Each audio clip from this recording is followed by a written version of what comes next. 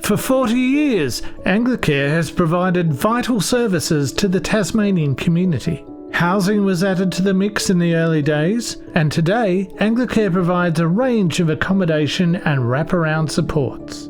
Interest rates in Tasmania when Anglicare first started, mortgage interest rates were 18%. When we started, there was huge housing need in Tasmania. It's dreadful that in 2023 we've got mortgage interest rates going up again and huge housing need. So one of the things that's been constant is Anglicare working with people to get into homes that are stable. So what we've sought to do, working with others in the sector, working with government, working with investors to make sure there are homes for Tasmanians. We don't have enough. We need more. And that's one of the key things that we continue to advocate for and continue to support people as they are looking for homes. Jennifer Wallace helped to pioneer the expansion of Anglicare's housing services in the Northwest in the mid-1980s.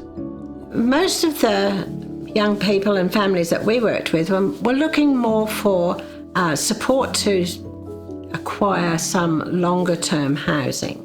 So we very much dealt with people who were ex-shelter, young people from the youth shelter, families from the women's shelter, people that had been maybe referred to us from the financial counselling service because they were at risk of losing their home or already had. Because we were a service that was out there in the field, we were coming across things that we hadn't expected to find. So we found that we were looking at young people particularly who we couldn't get them back to their own homes, and that wasn't what they wanted. They wanted to be independent, didn't have the skills to do so.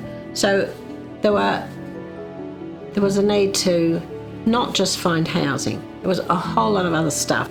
So we always had to grow, we had to employ new people, and those people and the services had to be pulled together and coordinated to make them work together.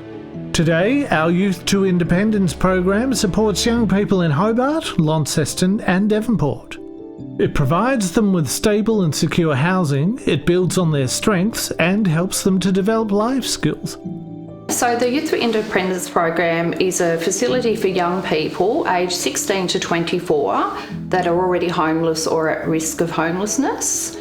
It's actually a program under the Education First Youth 4-year model, which involves young students participating in what's called our 6 service offers. And those 6 service offers involve education, employment, social connections, civic participation, housing and living skills, and health and wellbeing. So throughout their 2-year period that they are able to live here at the facility, our youth development coaches have a strong focus around those 6 service offers, and they support them in coaching sessions in working towards goal setting. We have a real strong focus on obviously independent living skills, so hoping they can transition out into the private rental market ideally. However, just the basic things for young people like obtaining a licence and purchasing a car and getting their first job. There's so many opportunities for them here to sort of develop and grow. And we have a lot of our young people transition out of here with employment, with some clear goals, knowing that they can transition into this community and feel like they're a valued part of the community.